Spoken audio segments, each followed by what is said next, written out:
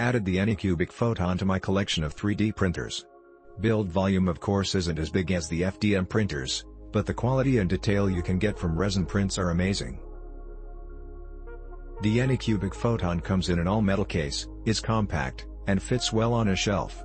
Depending on how sensitive you are to the resin, like FDM prints, it may smell.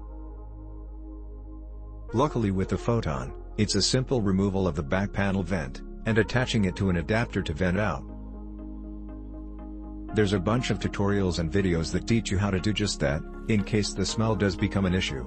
Resin printing does require some additional prep work, like wearing gloves, washing in IPA alcohol, and curing the part afterwards. But the quality you can get with it is extremely better than any top-of-the-line consumer FDM printer that's out there. If you're after quality of prints, with layer lines that are virtually not visible, look no further. Just check out the Mandalorian that I printed. Flawless with all the little details shown. Has only about 1.5 inches tall too.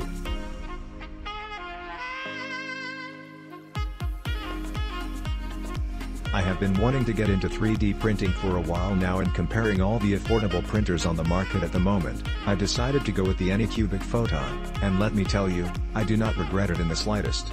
From box to workstation, the Photon was essentially ready to go,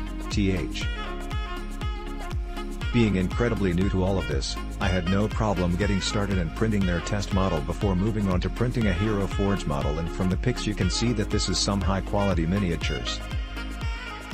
I can see every little detail on this dwarf, from the beard to the pupils in the eye. I really love that the Photon comes with its own resin, gloves, masks, and film. It made starting that much easier.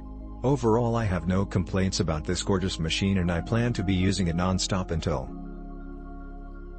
This is a great little printer for the money. The build quality is superb, all the structural components are metal and there is very little plastic in the assembly.